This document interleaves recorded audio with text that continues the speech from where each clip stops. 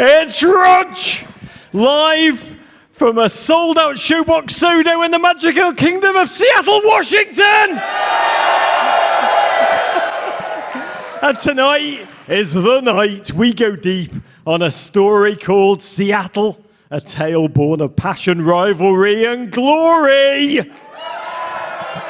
Oh, let's revel in this magical story, this incredible football culture, your season o' wonder, in which the team you love faced up to Inter Miami's Lionel Messi, Sergio Busquets, and Luis Suarez in the League's Cup final, and opened up a can of Schmetzer-inspired whoop-ass.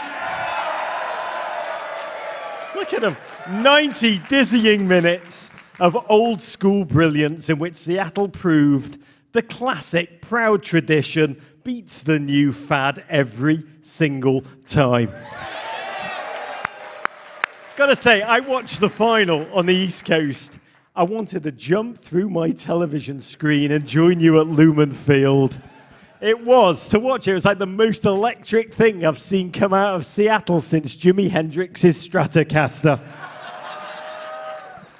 Your 3-0 win that night, it was seen as a surprise. But anyone that's actually been to Seattle would know it was no surprise at all. Am I right? Because there's so many incredible footballing cities in this nation that can lay claim to a singularity. But in terms of the football culture, the football history, the deep-rooted, long-term passion for their club, there is no team, no fan base, no football culture that connects to the history of football in this nation like yours, Seattle.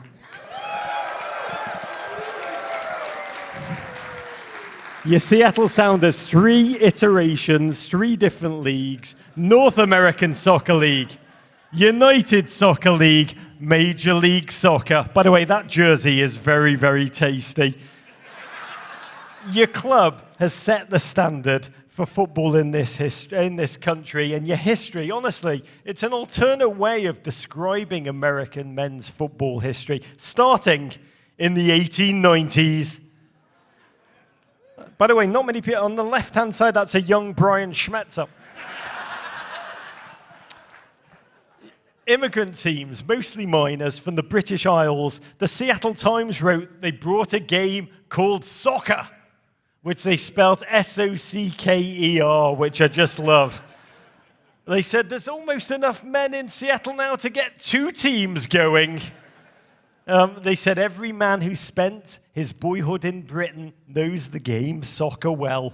Fast forward to 1944, when this is amazing, Italian prisoners of war came over here to work on US military bases and were given work, and the little freedom they were given was to play in the local state soccer league, which is just incredible. It's like the movie Victory in reverse. I think it's a movie called Defeat, which I kind of love. 1949, this one's also crazy. Soccer's leadership in Seattle paid with their own money to bring Newcastle over for a postseason tour. Look at this. You're amazing. Before Saudi Arabia, Seattle was there first.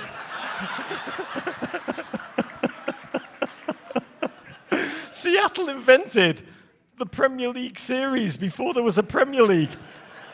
1974, January 22nd, Seattle's NASL team was named via a public christening.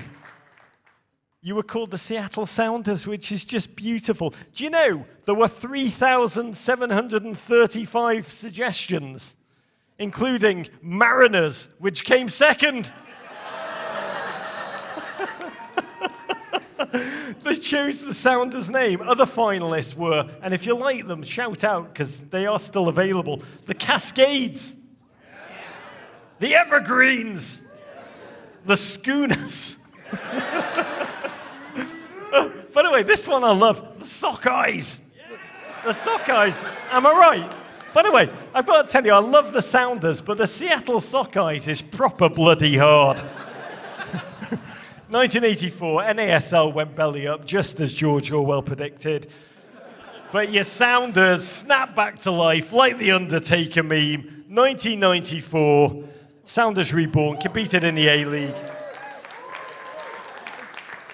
Team started to play at the Seahawks Stadium in 2002, drew 25,000 fans. You guys are mad for it. You really are. It's just an astonishing number for that time and place. 5 years later, MLS recognized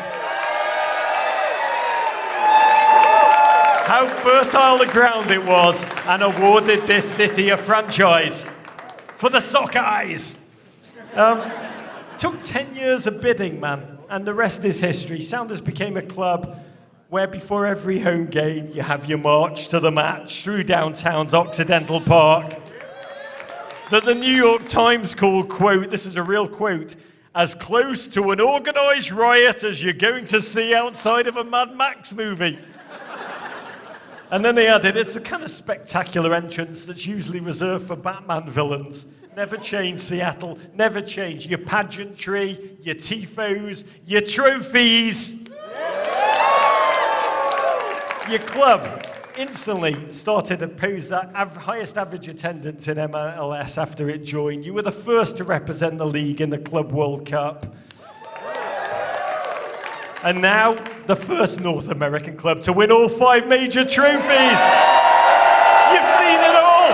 You've won the MLS Cup, the Supporters Shield, the CONCACAF Champions Cup, the US Open Cup, and now, the League's Cup!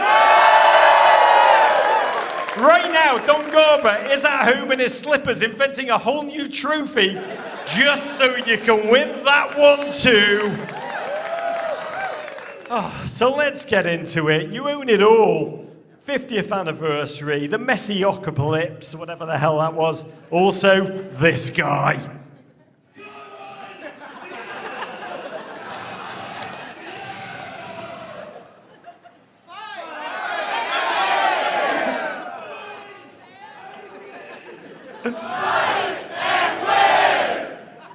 I love that man. Can we hear it for that man? Can I just tell you, anyone watching this, do whatever you do in life with complete all-in passion, people. Do not listen to the haters. Life needs more joy. And tonight, I hope, is a story of joy. It's your story. It's the greatest club story in American soccer history. This is American soccer history, really. Tonight, we're going to revel in it all, as well as relive my stories of my time today at Top Pot Donuts. Oh my God, and I touched every single book in Elliott Bay books. It's one of my favourite indies in the entire United States of America. And by the way, did I mention that the whole world is going to revel in all of this in 253 days?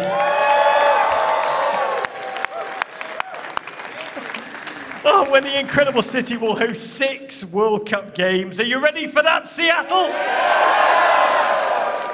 By the way, we're going to get into it. Before we begin, sincerely, I want to thank everyone of the team at Walmart who have supported tonight's show.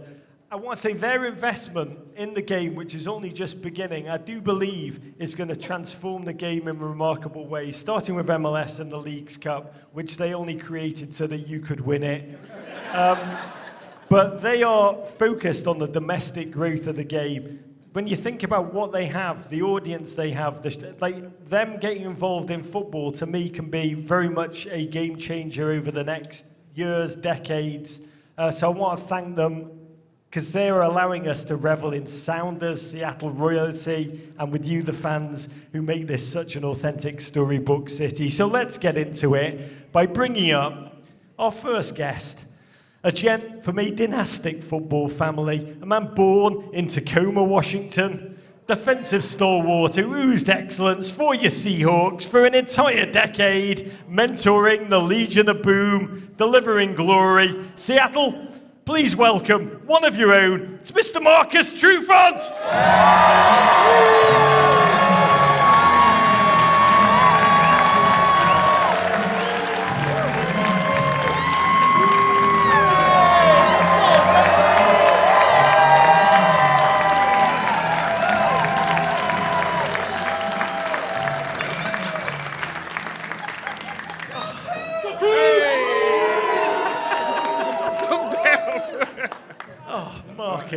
Yes, yes, yes. It's a joy to be with you. You are born and bred here. Your whole extended family used to play football together. Oh my God, in the yeah. park in Tacoma. Can I just say, when I saw that photo, I was like, I love America. A throwback, yes. You went to Wilson High School, then to Washington State, go Cougs! And then an incredible decade with the Seahawks. If you were going to describe this city of Seattle to someone that had never been here before, what is Seattle to you, Marcus? Wow, man, it is a special place, man, especially when you just think of the energy around here. We're low-key, kind of like a sandals and socks group, but at the same time, you know, we're techie, we're smart. It's kind of like the melting pot, man. There's a couple military bases out here and stuff, so you get people from all over, but just the grit of the city, man, especially Tacoma, all the way to Seattle, man. It's just a vibe, man, and that's what it is. And you just mix everything up, man, and it comes together well. Can I just say, I've been all over the nation in the past couple of months. We're pretty exhausted. Just coming into your city, it is a vibe. It is absolutely life-affirming to be here, energizing. It is a city of wonder. You were here for 10 years as a cornerback with your Seahawks. 125 games, 646 tackles, 21 interceptions. Do you know how many sacks? Not very many sacks. I probably got 1.5 or something like that. I might have stole one from somebody. I think you're actually, you're really crapping on yourself here a little bit. I try not to do that, but... It was 2. Okay, all right. Hey, close. It was 2. I mean, you traveled around this whole nation. You played football. You've seen every single individual city sporting culture. There is something unique about the connection between this fan base and their teams, all their teams. You've lived it. How does this city hit different? Man, it's hard to put your finger on it, but it's one of those things. Our fans are really fans, right? They're in this relationship with us. It's like through the good times, through the bad times, they still ride with us either way, man. And I've been a part of some good teams with the Seahawks, and the 12s were still going crazy, and I've been a part of some not so good teams, right? But the 12s, they really get behind the Hawks, man. And it's one of those things, man. It's not just on the field. Definitely a guy, of course, I'm born and raised here, so the stuff we do in the community and just the love and the support, man, it's nothing like it. I went to a team, and you're from New York, so I guess I can say this. I went to a team down in Florida and spent a piece of training camp down there towards the end of my career, and I was spoiled, man. It was definitely different than being in Seattle, all the way down to the facilities and just the energy you feel from the city. So it's nothing like playing in Seattle, man. Our fans love our teams. I mean, by the way, I've tried to airbrush out that little cameo at the end of your career. To me, you are a one-team man. I try not to mention it much, too. I mean, so, yeah. This fan base, there is something about it. It's like this city, the pioneer spirit still lives here. There is part of this city that is underestimated by the rest of the country. You know, it's way up there. And there is a tiny little, I'm from Liverpool, so I know this. It's got a tiny bit of a chip on its shoulder, like a desire to prove people wrong and not be underestimated. Did you feel any of this when you were looking up at those fans when you were playing the game, that ultimately you're expressing their greatest desires? Oh, man, it's one of those things. If you've ever traveled a little bit and like you're playing sports or you're doing things that are supposed to be bigger and better in other cities, again, I feel like I'm taking a crap on other cities, but when you talk about those sports teams in California or the ball they play down in Texas and all this kind of stuff, and I would say, oh, yeah, I grew up in Tacoma, Washington, right? And I'd get this look, so that would make me take things to the next level, right? If I could get a cheap shot in and not get caught, or if I could, like, just do a little bit extra just to prove and to let people know, man. And I think that goes all the way around the city, man. Yes, I think we do have a chip on our shoulder, but I think it fuels us. So I think it's a good thing. And, yeah, man, it's felt. God, I just say, when I hear you say, if I can do a cheap shot and not get caught, if Mauricio Pochettino, if you're watching this on the live stream, Still available to play for the US men's national team at the World Cup. By the way, we kind of need him. I did miss the important question up top, and I'm going to ask you the hard-hitting question. We're in Seattle, so I've got to ask, and it's a Seattle thing. Cream cheese on a hot dog, yes or no? That's the Seattle dog thing. Let me see what that looks like. I'll tell you, it looks erotic. For me, and you know, for me, it's I kind of got to be in the mood thing, right? So, like, I'm a little bit older now. When I was hanging out in Seattle and the city was live, and that was back in the Sonic days, right? So, yeah, there was Sonics, bring back the Sonics, right? Yeah! But, yeah, man, that was the thing, the cream cheese. So, yes, I am pro cream cheese on a hot dog, yes. Do we agree, Seattle? God bless. I mean, I'm not going to argue with you. Hot dogs, Sonics. By the way, if you do get a team back here, I know the Sonics is a good name, but also think about the Sockeyes. I'm just saying. When it comes to sports, this city does have a motto, and I think Mariners catcher, big dumper. Oh, Cal Raleigh just delivered it best. I think most people heard what I said last night, you know. Rifle win the whole thing. Yeah. That's the mindset. That is the mindset, man. And like I said, I think it just comes from that underdog thing. And we just want to go get it done, man. It's not a lot of trash talking, a lot of bragging. We just want to go out and get stuff done, man. So, yeah, I respect it. I love that. No words, just action. I mean, Marcus, you've been living here since 1980. You've lived and breathed Seattle. You've seen... I mean, amongst everything, this city dreams of World Series, it dreams of Super Bowls, it also dreams of winning, and just won a thing, the Leagues Cup. You have seen the rise of the Sounders. You've actually seen them in 2 different leagues. I mean, this team has always excelled. The passion, the place for this team in this city is like no other city. To be candid, in the United States of America, the embrace of football here is part of just a pioneering football story. How do you understand, how does soccer take its place here? What's its role in the rich sporting tapestry of this city?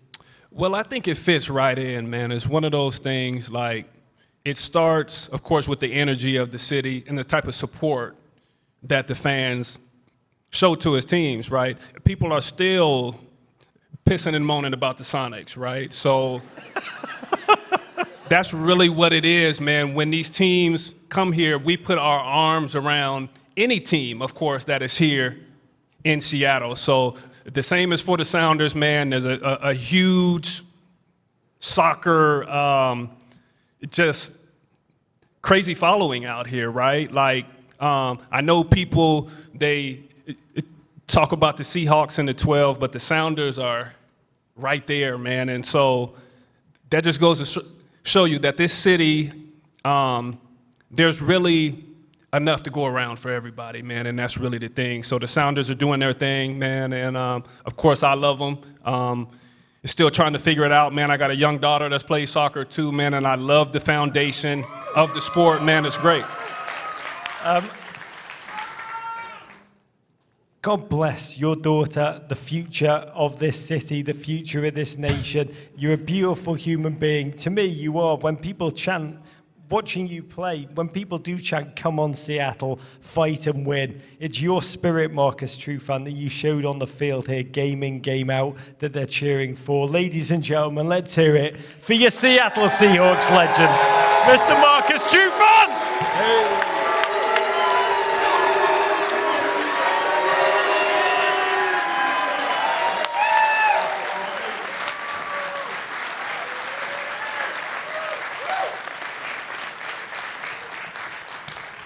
God, he smells so good. And after that hug, I smell pretty amazing also. But it's time to dive deeper into the football story. Like any single football story, any great story, the only place you can start, right, is right at the beginning.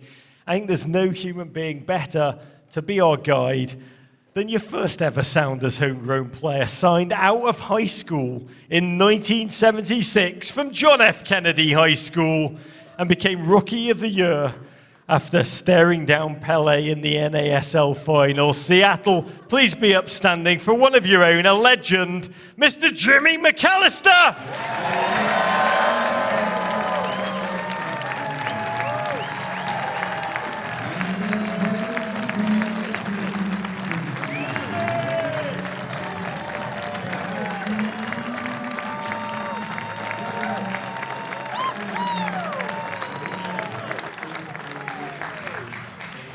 Got to put this microphone down.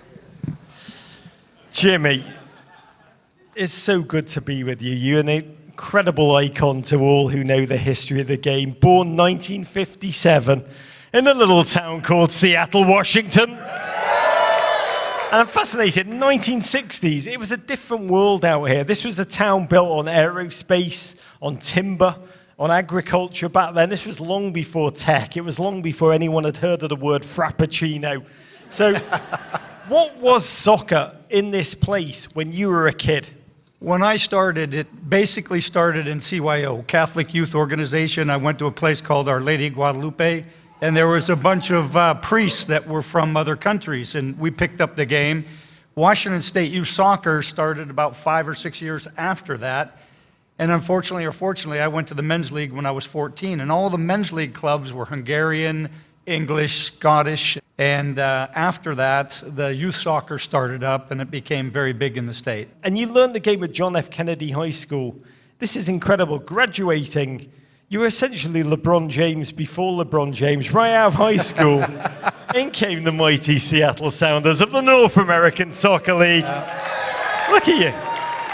God, you were beautiful. By the way, does that seem like a long time ago, or does that seem like 2 minutes ago in your life? That was a long time ago, but I enjoyed every minute of it. It was so long ago that, and maybe Brian could talk about this, my first wages was $800 a month. So that could tell you how long ago it was. That's genuinely, that's a long time. That was DP money back then, baby, I gotta tell you. Yeah, that's right, yeah. But you were 18 years old. Seattle had just become the first NASL team to sell out a stadium. You were a teenager. You were playing at Memorial Stadium in front of crowds over 20,000 on average. 58,000 people watched this man in the kingdom. By the way, you were mad for football, Seattle, before really anyone even knew you could be mad for football. And I need to know, Jimmy, how do you understand it all? What you live? What were the biblical roots of football in this city? What was the source of it? Right with soccer, Seattle so soccer mad right at the outset. You know, the junior program blossomed. There was great coaches in our area like Mike Ryan, Brian Schmetzer's dad. I can tell you, when I first started with the Sounders, we were an English-Scottish type team, and the center back, and I played left back, the center back was a guy named Davy Gillett. And he was a Scottish guy, and I played with him for 2 years, and I never understood one word he ever said. So he'd give me instruction. I didn't know what the hell he was saying, so I was successful. Once I figured out what he was saying, then my career kind of went downhill. But anyway, it was a lot of fun, and it still is watching the kids play in this market. It's outstanding. You were told he was telling you tactical things on the field, but he was just telling you how much he hated the English. Yeah, I don't know what they were saying, but you know, I just went around it. I got to play with Jeff Hurst. Got to play with Bobby Moore. Seattle had some great, and still has great players playing for them. I will tell you this, the proudest I am, Seattle Sounders is the greatest franchise in North American history, period. And what Brian has done is taken it to a whole nother level. Him and Adrian Hanauer, the owner, it's just been unbelievable, winning trophies and playing local kids. I mean, we're playing in Leagues Cup, and he's starting local kids, which is outstanding for me. It is incredible. I agree with everything you're saying, and I also think if they call themselves the Sockeyes, it could have been even better. It's the only thing I'd change, but it is incredible. They were good when you played. You reached the 1977 NASL final, which was called, I crap you not, the Soccer Bowl. We need to bring that one back, by the way. Tell us who you had to play against in that game, Jimmy Mack. Well, that team had a guy named Franz Beckenbauer that played in the back, Carlos Humberto from Brazil, Pele, Giorgio Canaglia up front, I mean, it was a team of superstars, and quite honestly with you, I thought we should have won the game, but you know how it goes. We didn't, but it made soccer history, and it was the start of a great love affair with the fans and the Seattle Sounders. It was a great time. Can I ask you, this is almost like the foreshadowing of what you went through in the Leagues Cup, what this man lived in that Soccer Bowl final. When you are on the field, charging up to Pele, are you like, oh my God, this is me from Seattle, Washington. I'm like a teenager, and this is the man who won 3 World Cups. Or after a while, you just say, oh, it's just another player I've got to smother and cover. You know, I really don't know if I was smart enough to be that worried about it, you know. I mean, I didn't know what we were in for. Yeah, it was a bit intimidating at times, but the veterans of the group kind of kept us in. We had a coach named Jimmy Gabriel that was unbelievable. Everton legend. An Everton legend, and he didn't have any fear ever. And he kind of put that into the players. So we went out, and we knew we were underdogs. We knew we didn't have the superstars. We didn't have Pele, Beckenbauer, but we competed. Lost the game in the end 2-1, but it was a great game. And at the end of the game, the general manager let us keep our uniforms. So that was kind of cool. And I got Pele's jersey, so that's the best. Where is it now, Jimmy? It's in a bank vault in West Seattle. I used to let my kid wear it outside to play, and somebody told me, you better not do that. It might be worth something. So there you go. You can pass it off to the collectors as Pele sweat. Yeah. By the way, this was Pele's last ever professional game. I have his last ever professional jersey. Yep. Yeah. I'll just tell you, in life, after you've been marked by Jimmy Mack, that is when you realize it's time to hang up your boots. I can tell you a funny story, Raj. We had some Brazilian guys here for the track and field championships in Oregon, and they asked if they could come down and interview, and it was 3 people that came from the track and field from Brazil to interview me about the jersey. And there was a guy that was a talent, that was a young lad, and an older guy, and when we took the jersey out of the vault, the guy almost had a heart attack, and he asked me if he could touch it, and it looked like a biblical experience for this guy. And you don't know how big some of these stars are. When a guy comes into Seattle like Pele, or just happened in the Leagues Cup, when Messi comes in, you really don't know how big of a deal that is. That is one of the greatest players to ever play the game, and we beat them 3-1, which is awesome. I mean, ultimately, you've got the footballing shroud of Truant just stuffed into some bank vault in West Seattle. Yeah. But I want to finish by saying, you've seen football in this nation down the decades. Can you talk about the future? You're wearing the Seattle World Cup, I think it's technically called a gilet. I own one of those also, but I wear it with no shirt underneath because it's such a beautiful garment. The World Cup is coming here in 253 days, people. And I want to know, can you talk about the pride that you feel as a man that has given his life to growing football in this city of Seattle, to see the biggest competition in the world about to land in your hometown? You're about to show this stunning city off to the world. When I tell you that, what does it make you feel, Jimmy? Well, first off, we should have been involved in the last World Cup, was in the United States. For reasons that we don't need to talk about, we didn't get a venue, which was a joke, because we're one of the best soccer cities in the United States, by far. I think that, when you hear this stuff about the World Cup and what we're going to do politically and what city, this is a great city to have the World Cup. We will come out and we'll support the clubs. The United States is going to play here, and that's a huge, huge thing for us, right? The city is ready. We have a great city, a lot of things to do. If you're going to come to the World Cup, you need to come to Seattle. Jimmy, I've got to tell you, I think Seattle is going to win the World Cup. I want to be candid. I do. When the world sees your city and feels your city and lives your city, Seattle is going to win the World Cup in many ways. I really mean it. And Jimmy, I just want to say to you, on behalf of all of us who love the game in this nation, the growth of the game in the United States, I think we all owe you an enormous debt of thanks for the pioneering life that you've lived. So ladies and gents, let's hear it for Mr. Jimmy McAlister. Thank you very much.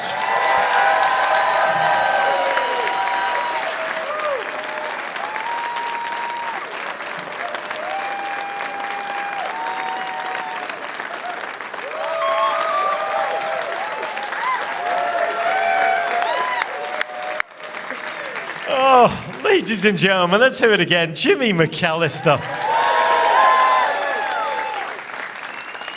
So the year after Jimmy left, Seattle signed another homegrown player, straight from high school. And I just say, no man has defined the game in this city, I think, more than this human being. I've used this word already a couple of times tonight. He's almost defined, it left a biblical, patriarchal impression on this town. In this country, to be candid, in the past half century. One time he was a construction worker so that he could break into coaching, became a kinetic midfielder, an attacking force, transformed himself first into an assistant and then a head coach, a man so tactically adept he could make Inter Miami go spitting mad. Few have done more to build this club into what it's become than him. So let's hear it for your head coach of your Seattle Sounders, Mr. Brian Schmetzer!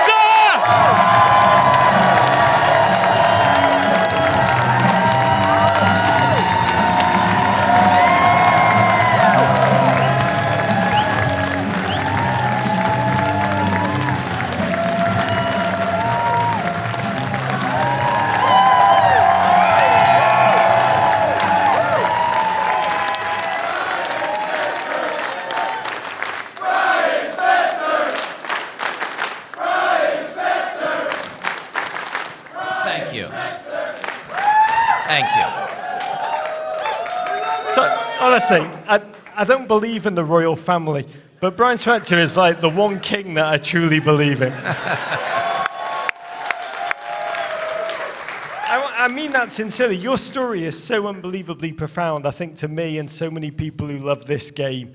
1970s, your family founded Schmetzer's Sport House. Love it. My German's a little rusty, but I think it means Schmetzer's Sport House in English. Lake City Way, right? Yeah, born and raised in Lake City. Always be selling. Let me just say, it was Seattle's largest sports goods store. And I think from my trips here, I know that it was like a hub, that really the pulsating orb of football. All of you who loved football back in the day, that was where you brought your stuff, right? You grew up watching the Sounders in the Kingdome, the Memorial Stadium too, and then you signed for them. You were a 17-year-old, fresh out of Nathan Hale High in 1980. Look at him. Look a lot younger then. Huh? Look a lot younger then. Look at those legs. From the inside, I mean, you've lived it. Can you tell us why? I mean, I was going to say why this region is so soccer mad, but I just say why these people are so soccer mad. How do you understand it? Because it's amazing. Well, Rainier beer. Look, Jimmy said it best. I mean, he was playing in men's leagues around the city when he was 14, 15 years old. I remember watching my dad down at Interplay play for Germania, playing against the Scots, playing against the Polish. Soccer has a really long history here in this city because a lot of immigrants came here because it's a beautiful place to live. It is a beautiful place to live. It is one of the most beautiful, and it's here where your life has been almost a perfect mapping of the story of football in this city, really in this nation. NASL folds. You played, you coached on 2 local indoor teams. Then you started to coach youth teams. Emerald City Soccer Club. Yeah. 2 national championships as the head coach of your USL Sounders. And this is incredible. You were still working construction part-time to make ends meet in those years. I mean, soccer was still very much in the sporting shadows. In those moments, if we'd all teleported back and said, Brian, don't worry, one day you'll be managing a trophy-winning team in front of a crowd of 70,000. No. What would you have said to me? I would have said you're nuts. I mean, look, the way it happened was, Adrian Hanauer called me out of the blue. He called me up and he introduced himself. Hey, Brian, I'm Adrian Hanauer. And I'm like going, well, who's this guy? I mean, And I told him I'd meet him for coffee at Tully's up next to St. Joe's because I had to drop my kids off at school. And Adrian was a few minutes late, so I'm sitting there talking, and there was another gentleman that came, and it was Neil Farnsworth, one of the owners, and I knew they wanted to talk something more than just soccer camps, because my dad also used to do soccer camps for little kids. We used to do that. We used to do whatever we could to make a living, because the money wasn't quite there yet. So, you know, when Adrian stepped in the room, they started asking me questions about, well, what would you do and how would you do this and all of that. So it was just a random meeting. Whatever I said at that coffee, I must have said something correct, because he hired me the next day. Always take the random coffee. By the way, what he said to Hanauer was, there's this kid called Messi, you don't know who he is yet, but I've got the perfect tactical plan to shut him down in the future. I think I told him I hate to lose, because he's a hate to lose guy too. So I said, I hate losing. More than you like winning. Yeah, I hate losing. That's the secret to winning, is to hate losing. Well, sometimes, yeah. The non-loser wins it all. I do want to know, we've talked about this Seattle fan base. You get to lead your team out to 30, 40,000 of these on the regs. It is one of the most historically passionate fan bases in this nation. I like to believe that Seattle is like, you hear, I don't know if there's any doctors here, medical human beings, but I do know, I was reading about this on the plane, there's human beings who are already born without wisdom teeth and without appendix. They're like highly evolved people. And in about, stay with me here, I'm going to try and stay with you too. In a couple of hundred years, no one will have appendix or wisdom teeth, but these are just the first, you know, the advanced pioneers. I like to believe that the whole of America will follow Seattle's example and love the game like this city loves its football, Brian. Well, no one likes us.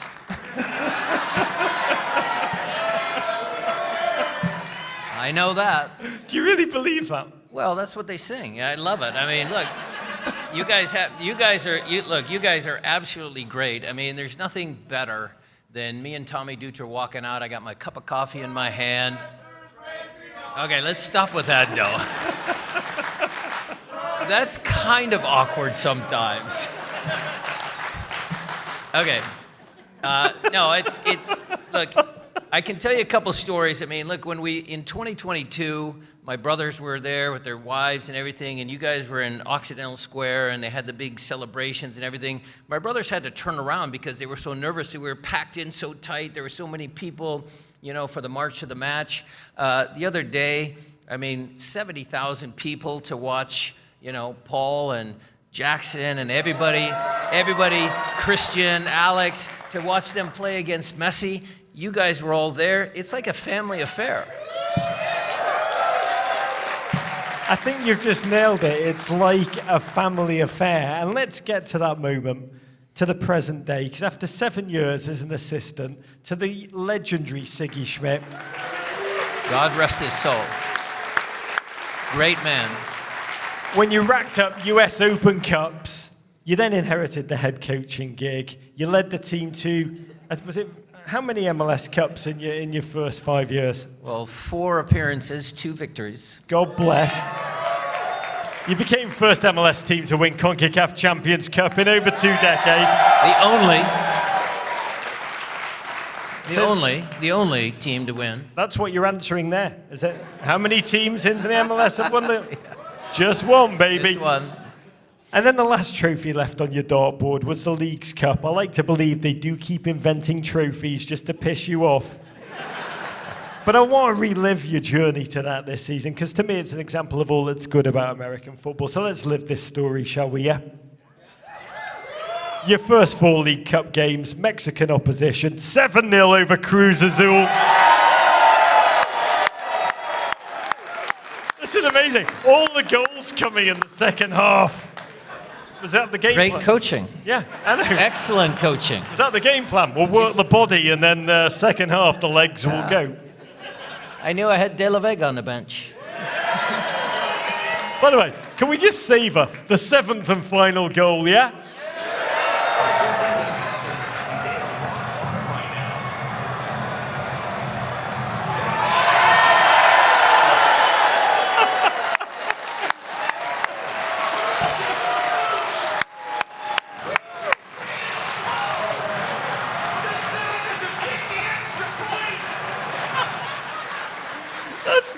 By the way, I looked at that goal, I'm sure you all did, and thought the same thing.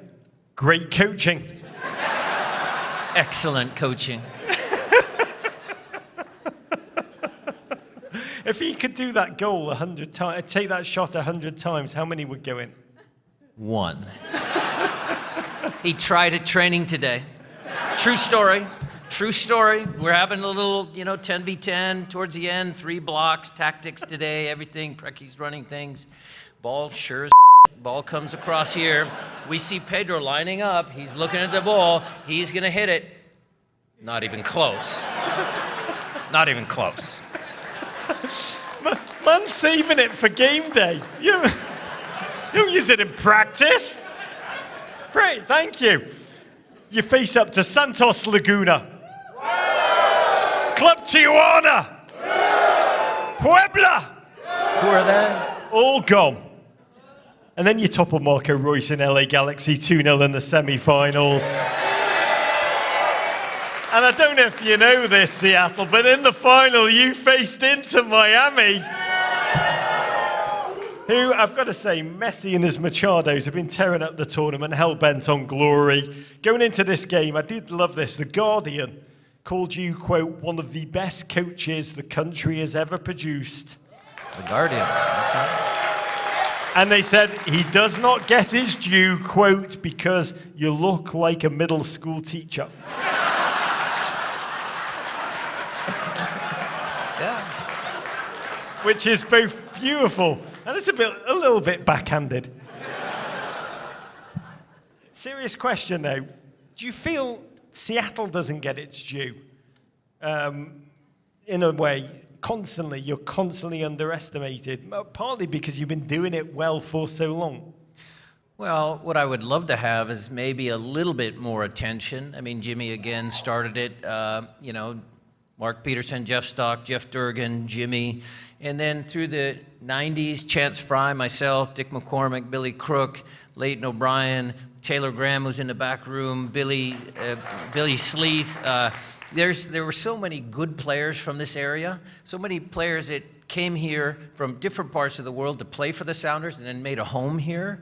And so, yeah, I'd like those guys to be recognized for the talented players they are, but the good human beings they are, and what they deliver back to the city and back to the club and back to everybody that they meet. That's to me what I'm really proud about. I mean, it's football. It is. Football is at its best when it transcends football. And before this game, you came out with a classic quote of your own. You said, Messi is arguably the best player the world's ever seen, but we have Paul Rothrock.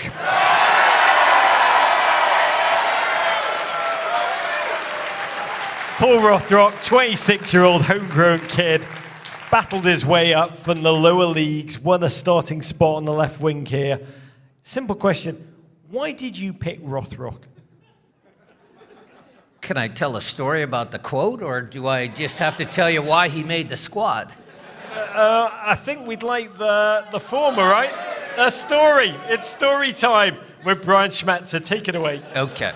So we were down in LA, and we had a hard game against the Galaxy. It was tricky, because we just beat them before 4-0. We had to go down there, do it again. It's never easy, okay? But after the game, well, maybe this year was a little easier. Anyway, so we're all giddy on the way back. The coaches were all happy. We're starting to plan how we're going to play against Messi, what are the tactics, all that sort of stuff. And yeah, we're going to play against Messi and Busquets and the biter and everything. It's like we're excited. We are excited. And so I get up the next morning. We land at like 2 o'clock in the morning. We get up the next morning. I'm sitting with my wife, Christine. She has her tea. I have my coffee. And I'm like going, sweetie, we're going to play against Messi, the best player in the world, and we're going to play against Alba and Busquets and Suarez. And she's like going, you sound like a fanboy. You need to start talking about our boys. You need to start talking about our boys.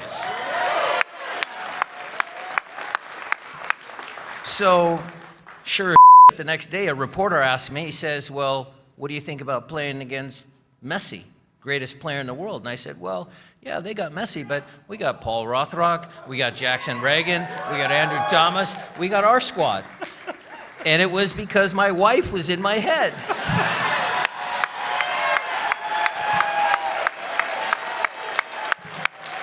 True story. Let's hear it for Christine, can we hear? By the way, I relate to that story more than I can ever know. My wife Vanessa writes all my scripts. Christine also told you to say, Luis Suarez is not going to run by anybody because Neymar is faster. You dizzying Colombian international centre-back. Look at him. I loved all of this. You were so cool for the cameras. Be honest, emotionally on the inside, how is preparing tactically for that team? You know, Messi, Alba, Busquets. Some of the greatest players ever, yeah. The bite-up, as Christine would call him. How would you build a system to stop Messi and then, you know, a feat very few teams can manage, shut them down? How stressful is it, really? Well, I don't know if it was stressful. For us, obviously, again, on the plane ride back, we started talking about it. And it wasn't about how we stopped Messi. It was about how we were going to limit him. That was the main point that we were trying to talk about, because we didn't want to put Cristian or Obed to man-mark Messi, pops up in different spots. So we said, okay, as a collective, which was one of our calling cards for this year, being a collective and winning together as a group. And then we decided that, you know, we're a little younger than them. And so in our transition moments, because we knew we were going to get some, that we had to be lethal in our transition moments. And, you know, that one sequence where we get out and Jesus gets the ball and there's Alex and, you know, young Osaze Di Rosario. I mean, it was a textbook transition moment where we made them pay, and that started us off on a good way. Tactics worked. Do you sleep well the night before big games? Yeah, I do. I sleep well. Enough wine. Do you dream football dreams the night before a big game? Look, when I was playing, there might have been some times where you dream of scoring the winning goal in a World Cup, or, you know, in the backyard playing against my brothers. You know, I got to kick their ass. There were certain things that I would think about, but really it's my drive to work. From, you know, Seattle down to Tukwila, it's 26 minutes. And so for that 26 minutes, I'm thinking about, okay, what am I going to tell Cristian today? What am I going to talk to Steph about? How am I going to, you know, what's the meeting going to be like? What are we going to talk about? What are the tactics for our next opponent, the dreaded Timbers?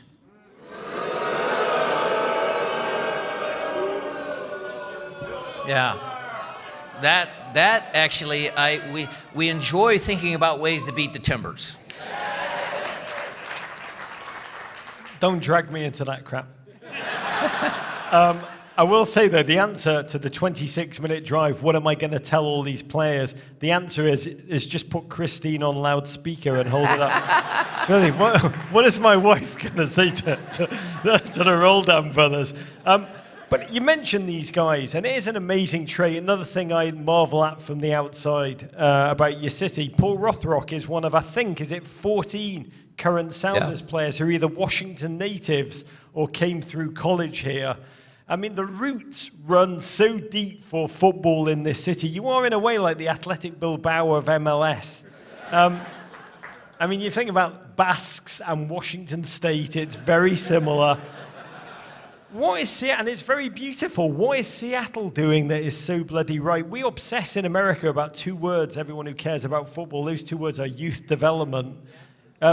You appear to have the secret here, Brian. What recipe are you not sharing with the rest of us?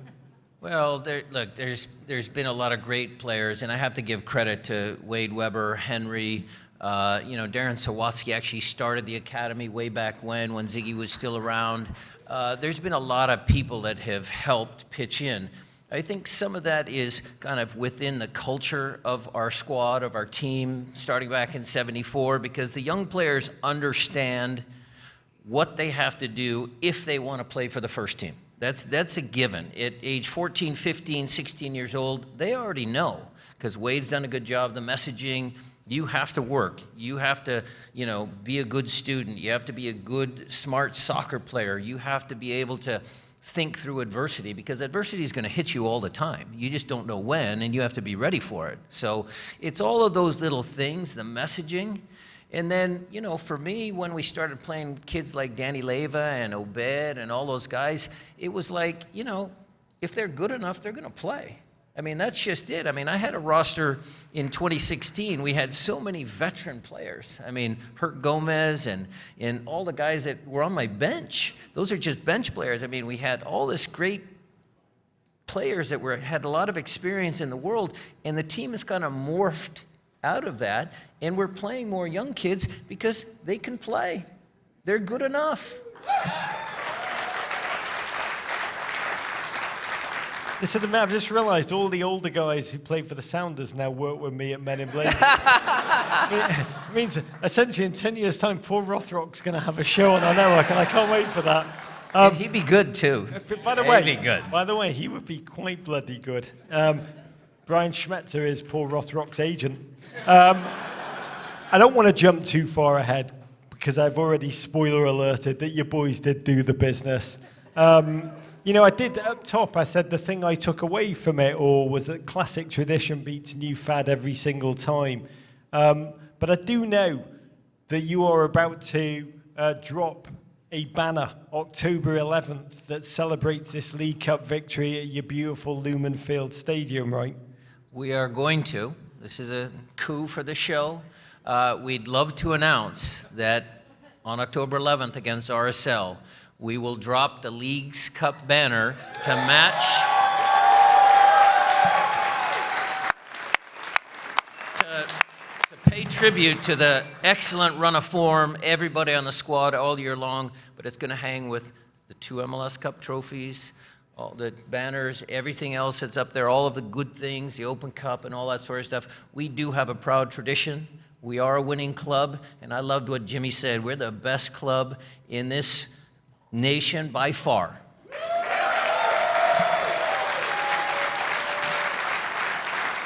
He almost said we're the best club in this city by far by accident, and you all would have clapped and agreed either way. I mean, it is beautiful, and I wonder, you're a very humble man. You don't like to say nice things about yourself. You don't like me to say nice things to your face at all. It's very awkward for both of us when I try. But you've dropped banners before. You're about to drop this banner. It really is an epic moment. It was an epic achievement, a remarkable, and we're going to dive into it in just 1 second. But what will you experience when you stare up at that October the 11th and see it unfurl for the first time? Emotionally, what is the lesson you will take from this journey yourself? Well, again, it's just the personal pride that I have in the city, being born and raised in Lake City. It's... There you go. Nathan Hale High School, 1980. But no, I've always said that the club is a relationship between the fans and the players. That's the basis of our club. It started in 1974, Memorial Stadium. You know, the players did the lap of honor around each game. They handed out the carnations. There was a connection. We did so many appearances when I was a young player. We'd go out to schools and elementary schools, do clinics. Guys would go show up in grocery stores and sign autographs. And it was just a lot of touch points between the fans and the players. And that has just grown into something that is so beautiful. It's so organic. It's so great. It's what makes these guys work harder in games. When there's 70,000, when there's 30,000, when there's 5,000 at Starfire, we can feel you guys. We feel everything that you guys put out there in the universe, and it makes those guys play better. And that's what I'm fiercely proud of. Brian Schmetzer, I want you to know you are a giant of the game in this nation. You really are, even though you don't like me to say it to your face. So I'm just going to say it very quickly and then say, Seattle, please be upstanding for your incredible manager, Mr. Brian Schmetzer!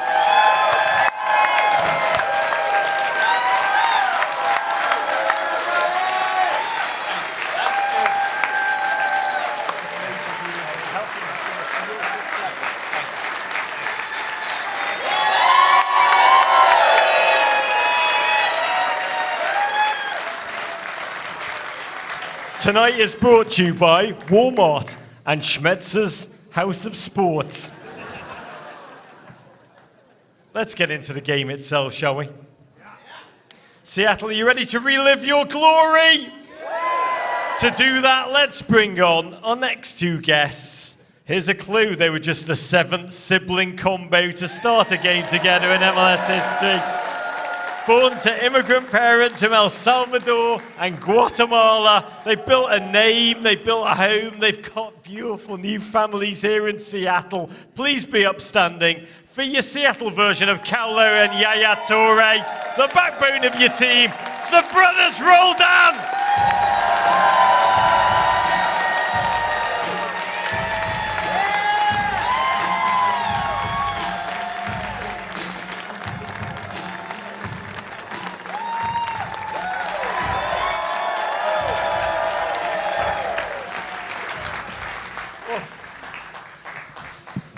Let's go back to the beginning of the final. August 31st, 2025. Alex and Cristian, you took the field. 69,314 at Lumen Field. It's a Leagues Cup record. Can you just tell us in your own words, Cristian, what was the Schmetzer tactical plan to shut down Lionel Messi? Good enough to lead his nation to the last World Cup, but not to beat Seattle Sounders. What was the plan to stop him? Yeah, well, they're a bunch of world-class players, right? The best that have ever done it, right? But we know that our strength is the collective, and it took a lot of us, playing on injuries, putting everything on the line, making sure we knew where every single player was. It wasn't going to be one person, and I think that was the story of the final. Alex, you can be honest right now. We know that you won the game. But how confident were you beforehand about the plan beforehand? From 1 to 10, 1 being my level of confidence to 10 like Clint Dempsey levels of swagger. I think the group was pretty confident. I think we're close to a 10 as we can be. Going into a final in our home stadium with the amount of people that we had there supporting us, we were pretty confident that we were going to win that game. You told me, what was he like in the locker room before the game? Yeah, I'll show you. He was this, having a little coffee. I just got the sense that we were going to win when I saw that.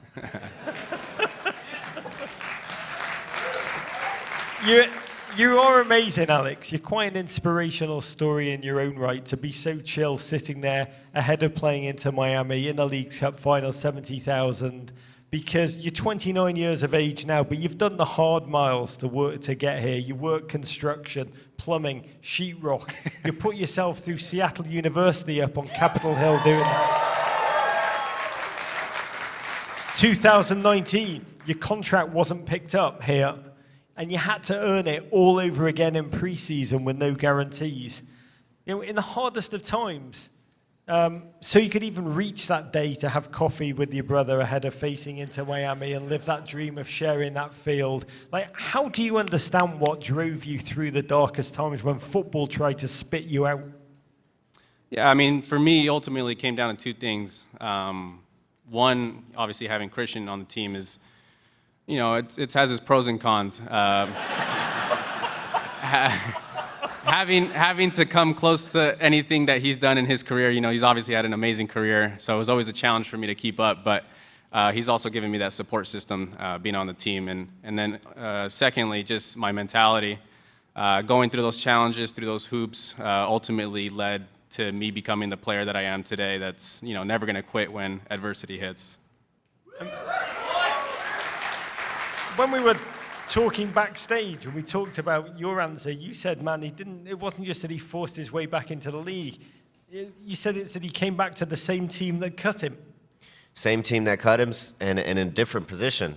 Going from right mid, center mid, left mid, not knowing where he was going to play, to going to right back, to becoming the captain of El Salvador.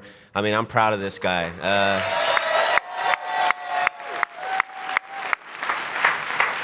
And I don't say that enough. And so it's nice. This feels really nice in front of a crowd to say it. So, but you know, he's done it all, right? You know, to me, see that as what I thought an example. You know, it's just so satisfying to see, and all the obstacles that he went through. I mean, he's the player that he truly is today because of all these things that he's gone through. I mean, amen. You guys are living through what I think any of us who have a deep relationship with our brother or our sister can only dream about. You guys are taking the field together. You're fighting the fights together. You're watching it. You're laughing with each other on the field as professional footballers playing for that same team. But on the other side, when you're in that tunnel, Leagues Cup final, wearing pink, Luis Suarez, Jordi Alba, Sergio Busquets, Lionel Messi, you know, 30 La Liga titles, 9 Champions Leagues, 2 World Cups between the lot of them. What's it like in that tunnel? Like, does it feel different? Do you feel fear? Not fear. It's just different, right? There's a different aura, right? When Messi is walking around and you see their guys looking at him, looking for some leadership, right? But then you see our team also, you know, just take a glance, right? First time we've seen him in real life, right? You think that this guy's an alien, right? Like that he doesn't exist. You only see him on TV.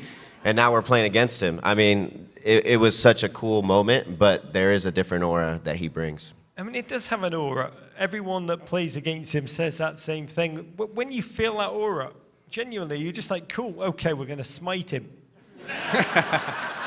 Really, be honest with you, you're like, oh my God, what have we done? I mean, but genuinely. No, honestly, completely. the opposite. I was excited, man. I was thrilled, right? To be able to play in a final and then play in a final against the best to ever do it. I mean, that's how you want to win a final, right? And so that was beautiful.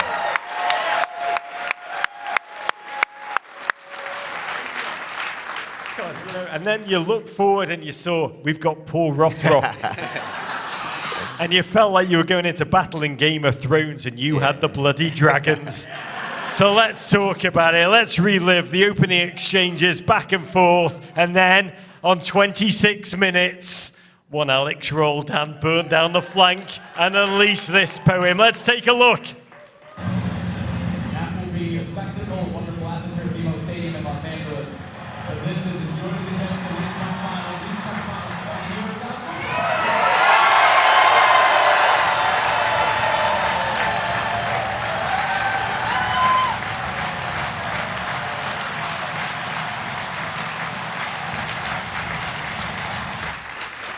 Alex.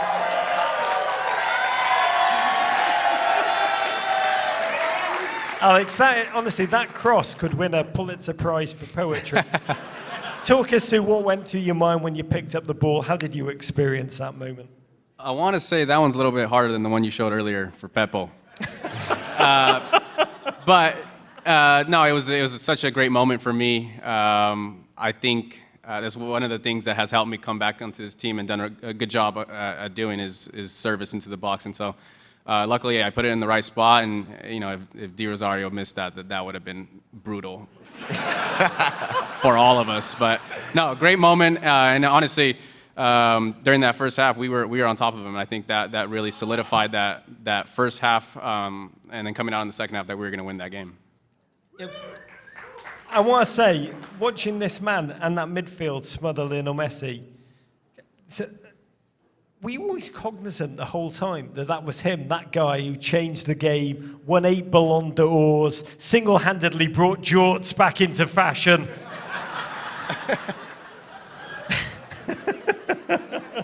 I've got some one under my pants, and I know half of you do too. That's how influential he is. Or does he just become another footballer once the game kicks off and you completely forget about him? No, of course not. You're aware of him. I mean, I was probably dreaming of him, to be honest, the night before.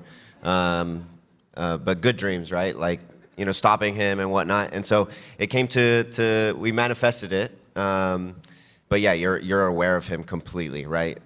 He's walking around. You're looking at him. You're checking your shoulder. You're seeing where the ball is. You're looking back to see where he's at, if he's moved or not. I could have told you how many times he blinked that day because of how many times I was looking at him. Are you constantly aware that you could be posterized in any second and be like seen around the world, like a nutmeg, then him rolling it back to nutmeg you again, whip your shorts off, suddenly you're wearing the jorts, how am I wearing the jorts? Absolutely, right? I mean, those are the things that he can do. And so, put me in jorts, I guess. But, right, you have to be aware. You absolutely have to be aware because in 1 second he will change the game. Does he talk smack during the game? Do you chat to each other at all? He didn't speak to me. He was as quiet as possible to me. To other players maybe, but I was focused on trying to shut him down. That's all I was doing. You're like, don't look him in the eye. He might call me Bobo. What are you looking at, Bobo? I've got to say, this game was a bum clencher right to the end. Then with 10 minutes to go, your dynamic winger, Georgie Minungu, cut back in the box. Yannick Bright clattered straight through him. It's a penalty for Seattle. Now, I know Big Albert Runznak normally takes your penalties, right? Yep. He's injured. He's not on the field. So, how do you decide which human being is going to take the penalty in his replacement? How does all that go down? Well, Schmetzer was pointing at me, and then I voluntold my little brother to take it. Yeah. You voluntold? Yeah, I think that's a word, right? Yeah, I grabbed the ball and I said, hey, you're taking it. I've done that before, and it worked out, so I figured it'd work out again.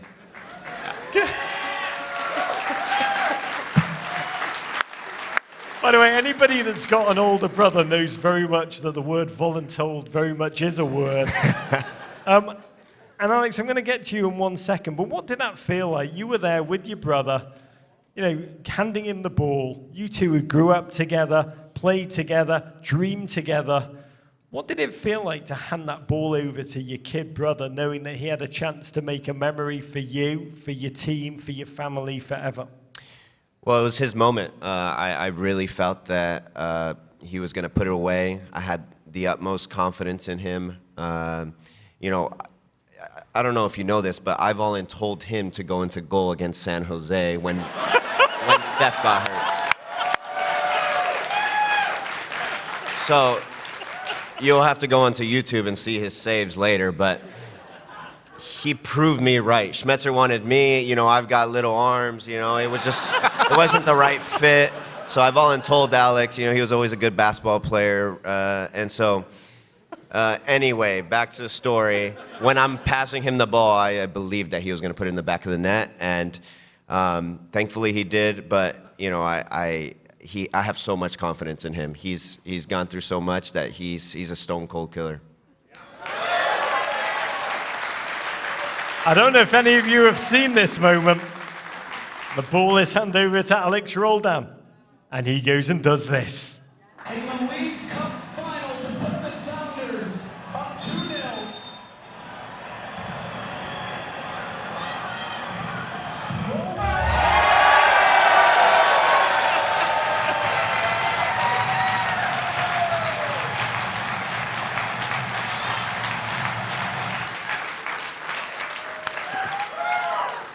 Alex, how many times have you looked at that clip?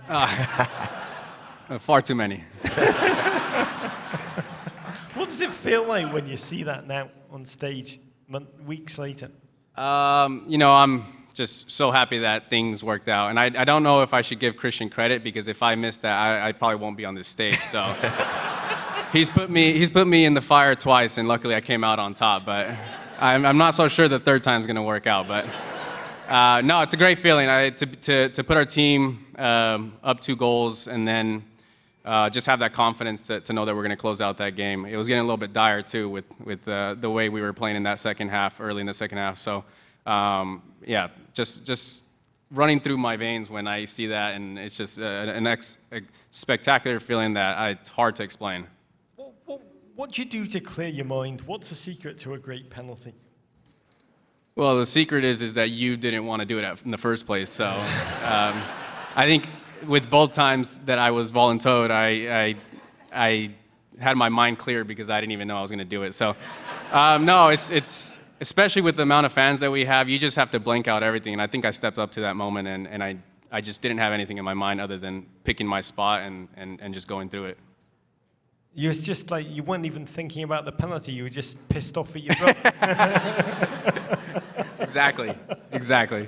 And we're going to leave the game there for one moment. We will pick it up in a second. Finally poised at 2-0, the most dangerous lead in football. That's called a cliffhanger. Look at you booing that. By the way, you did win. I just want to tell you. I'm going to put you out of your suspense. But, I mean, Alex, you were ultimately the League Cup final MVP, and it was very moving to watch you, to be candid.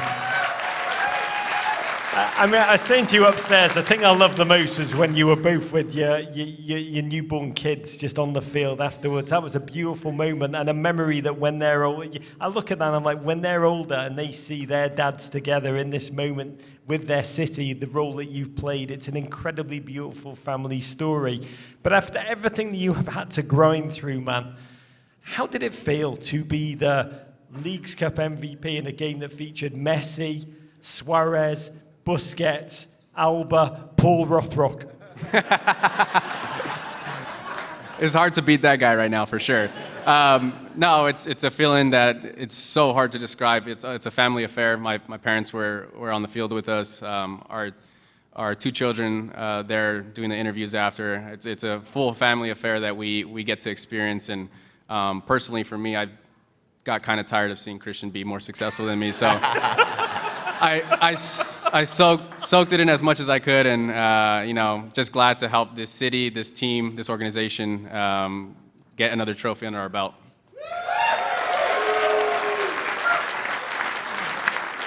Cristian actually rationalised it away by saying he voluntold him to be League's MVP.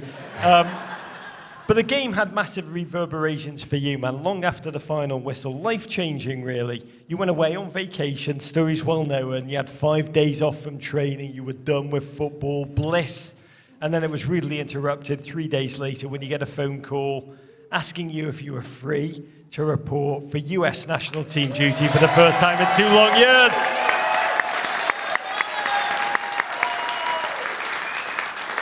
Take us there. Who calls you? What do you say? And what emotions do you really experience in that moment? Well, I missed the call actually from Craig Weibel, our GM, and he's like, "You need to call me immediately." And I'm like, "Oh my God, what is this?" Right? No context.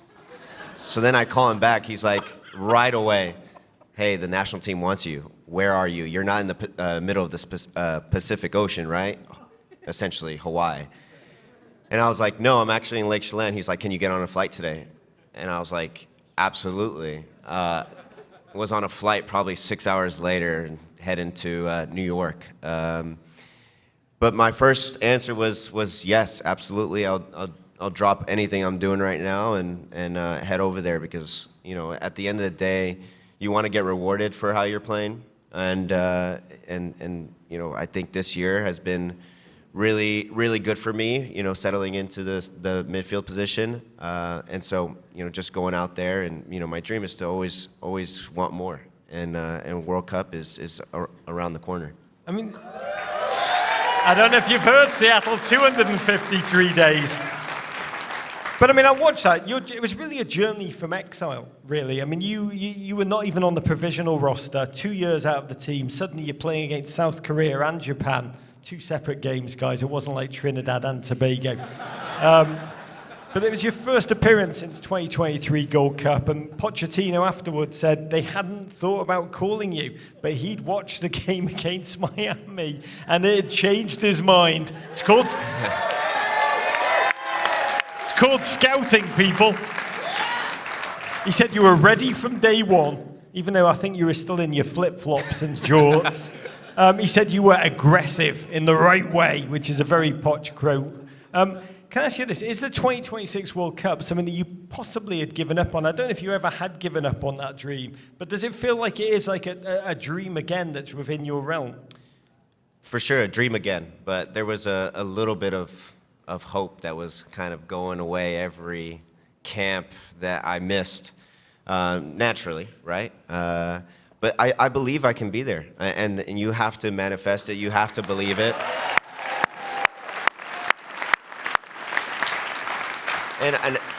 And I'd say in anything that you do, right, you have to believe that you're going to be there, and I think that's the confidence that you need to have. And you know, whether it happens or not, I believe it, and I have to continue to play like it. Can I just say, in their own way, both of these guys, incredible brothers, but incredible individual inspirations for life, a remarkable pair of human beings. Seattle, you have got a pair of blessings here in every regard. Let's hear it for Alex and Cristian Roldán.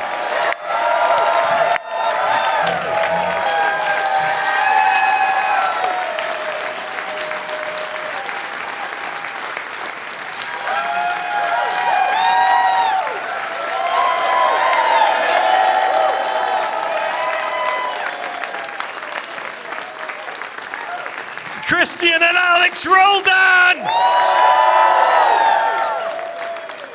You know, I've never related to a human being more when he said, I dream about the World Cup, but that dream is getting lesser and lesser with every day. It's exactly how I feel. I've been waiting for that call-up for 73 years, but it's not about me, it's about you, Seattle, and it's time for our final guest of the evening. It's shiny, it's large, it completes the set. It's your Leagues Cup, and more importantly, the human being that's bringing it on. He grew up in Capitol Hill, came through Seattle United and then the Sounders Academy, even attended Seattle's first MLS game as a fan, then through a journey of perseverance and belief, which is the theme of tonight in every regard. Through the lower leagues, back home to sweet, sweet Seattle. He's now your Sounders forward. Be upstanding for primetime Paulie himself, Paul Rothrock!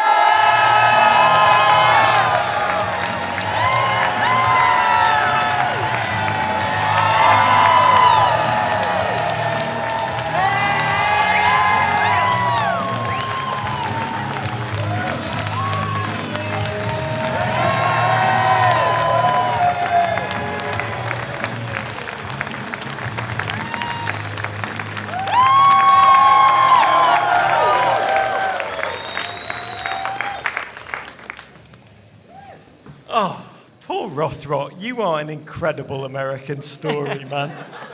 Just tell you, tonight it's like one person after another who has taken a long road less taken, struggled at your first club, into the reserve league. I didn't want to mention the word Toronto.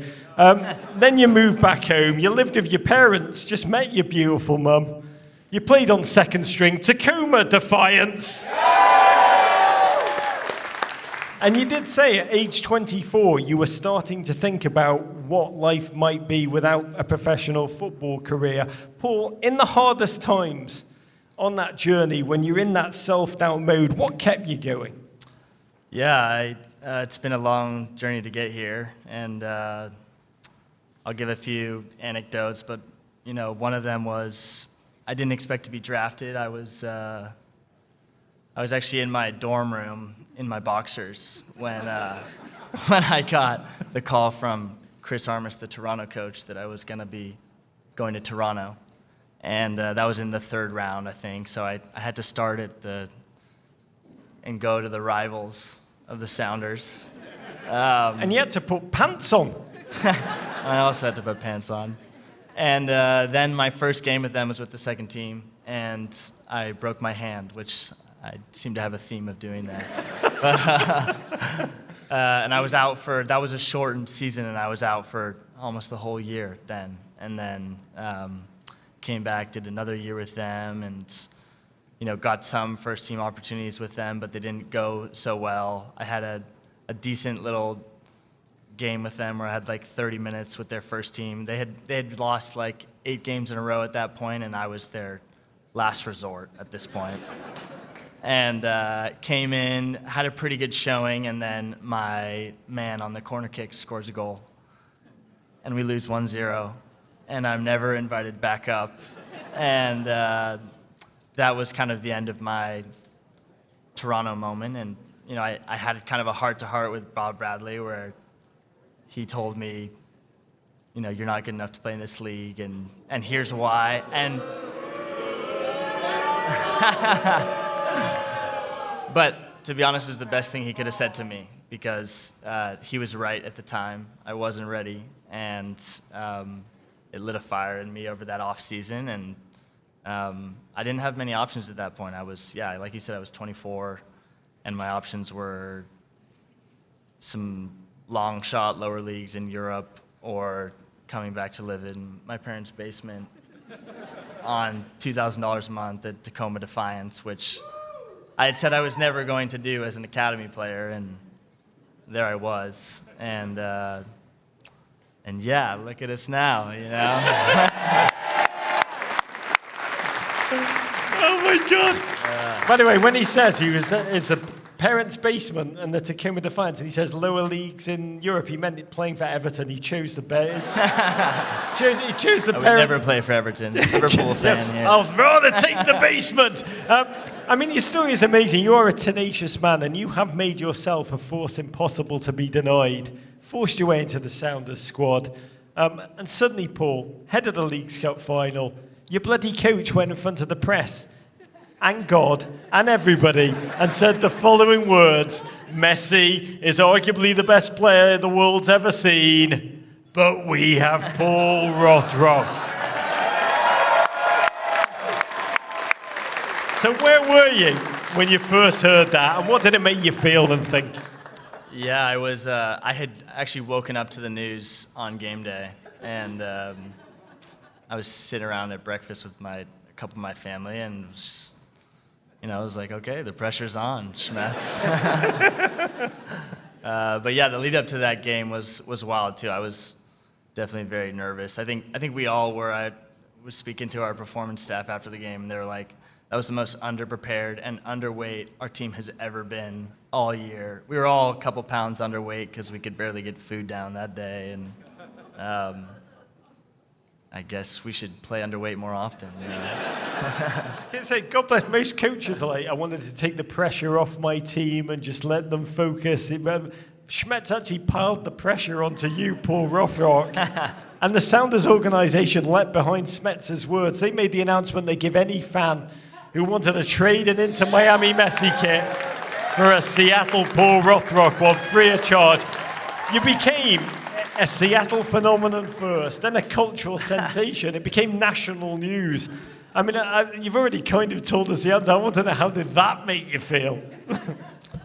I honestly didn't really understand the gravity of it. You know, I was trying to just focus on the game that day. But you know, it was a special feeling to. I saw later some photos of little Seattle kids going and trading jerseys for my jersey, and you know, that was really special because I used to be one of those kids. So yeah. To the game itself, I mean, again, like you're saying, you used to be one of those kids. You were a local boy, played for the reserve team, Tacoma Defiance, as recently as 2023. What did it feel like to run at Jordi Alba, past Sergio Busquets? Did it feel like you'd almost entered like an EA Sports FIFA simulation? A little bit. I think, you know, this year's been a wild year. It's, you know, we got to go against the best team in the world earlier in the year with PSG, and I felt like we showed up for that game too, and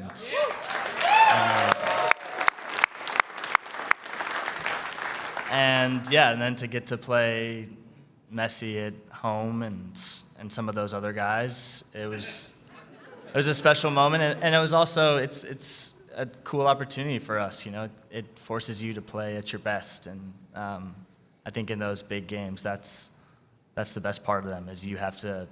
It forces you to bring out the best version of yourself, and I felt like we as a collective did that. And you did as a collective. There's also an individual moment, because it was 2-0 in the Leagues Cup final. Clock's ticking.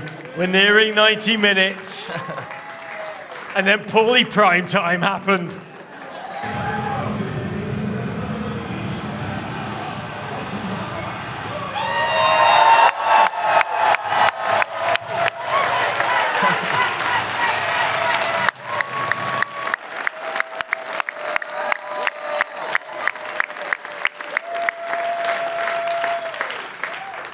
Talk to us about that. Tired legs, tired of minds. You get that ball, what goes through your head, Paul? Honestly, nothing was going through my head in that moment. I'll say this though, I had a chance a little bit earlier, and got a breakaway. We were up 1-0 at that point, and I hit it right at the goalkeeper. And everything in my head is just saying, "Oh, you blew it. You blew it." In Bob Bradley's voice. the Bob's little inner like, Bob "You're Bradley not good within. enough for this league, Paul." No. Yeah, and then, I was proud of myself to kind of put those thoughts aside, and, I just kind of kept telling myself that oftentimes the times I've scored in games, I've actually got a chance earlier that I probably should have put away and didn't, and so I was just reminding myself of that, and then, that ball came in the last minute, and, to be frank, Alex didn't mean to pass me that ball. He told me later. And I just kind of pounced on it, and and then it was just pure elation. And I actually tried to take my shirt off, and then couldn't with my broken hand cast. So then I was just like, "Kiss the badge, kiss the badge." And you can see I can't really believe it when it first goes in, and. Let's take a look at this, because I do want to show the celebration again. Watch this, because this emotion.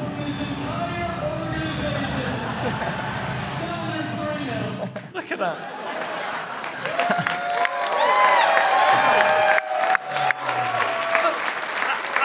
I watch that clip as much as I do the goal. This is like seeing a man whose emotion, that life truth in which all of your struggle, all of your dreams are being realized in that moment. You're just like, "I want to get this shirt off." What did that feel like when you're screaming like you're at the dentist? Yeah, my mom actually said I should send that to my orthodontist. It'd be a good ad. That's such a mother comment. But yeah, I think, I think if I could capture that moment, I feel like such a lucky guy to be doing it in Seattle, and I don't know if you mentioned this tonight, but I was coached by Jimmy McAlister. He was my coach at Seattle United for a bit, and he was the director of Seattle United. And the other day I had a wild moment where I was looking through some of my old cleats that I had in my mementos box, and there's an old cleats with an autograph on them, and they have Cristian Roldán's autograph. And by the way, it was in Alex Roldán's handwriting. And now I'm playing in a final against Messi at home with Cristian. It's just it's been really incredible it's been an incredible journey, but also I underestimated how special it would feel to be doing it at home.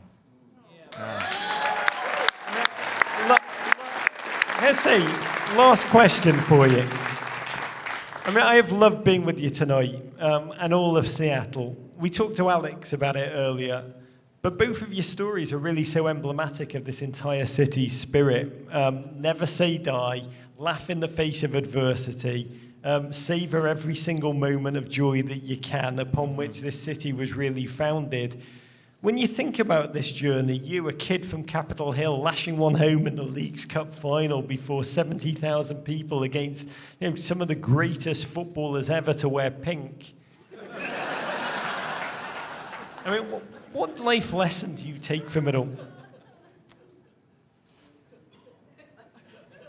I think I think what I would take from it is, what was really special about this moment was the proof of concept that I feel like we proved to everybody, and that was that a collective, a strong collective, a group of people who are all pushing in the same direction can actually achieve.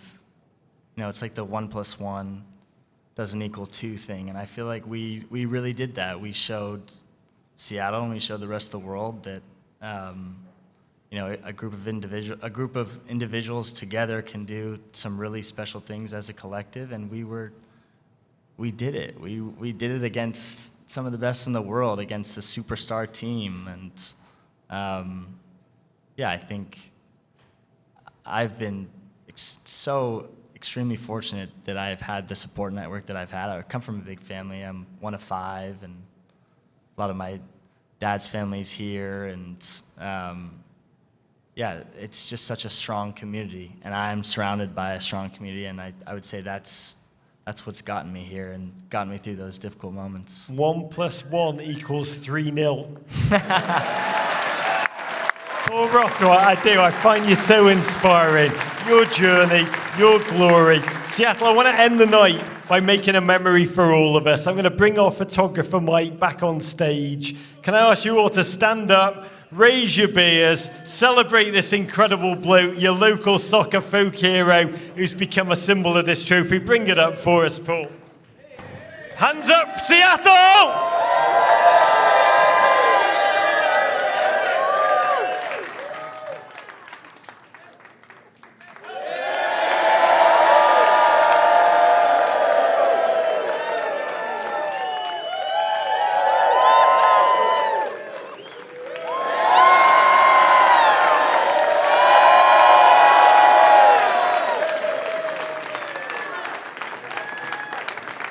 Seattle, please be upstanding for Paul Rothrock!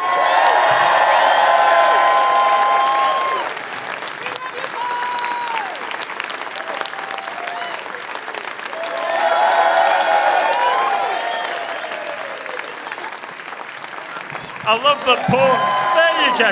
I love that Paul was going to leave that behind. He's going to jam that one into the overheads on the plane home in a minute. Seattle, let's hear it again. Paulie prime time. Oh my God, that is it. I want to end tonight's show by thanking every single one of you in Seattle for embracing us with your love tonight. You're an amazing crowd. And I want you to know your story, your city, your club is an inspiration to all of us who love the game across America. As I said earlier, football is at its best when it transcends football, and your Sounders are all of that and more. They are a team, they've said it tonight, who emphasise the collective with heart, tenacity, and the support of an entire city that honestly is like the wind beneath their wings. When you have that, everything is possible. You can deliver love and glory. I've got to say, with the World Cup coming here, I hope that everybody with the US team looks at Seattle and follows in your footsteps. And I want to end with a toast to that regard. But I do want to thank everybody who's made this possible. That starts with Walmart. Their team have powered this storytelling. And my Lord, we need stories like this in our lives at the moment. So grateful to Walmart for their investment in the game in the US, which is only just beginning. Support everyone who's supporting the game we love in the nation we adore. And don't forget to take the Walmart bag under your seat home with you, people.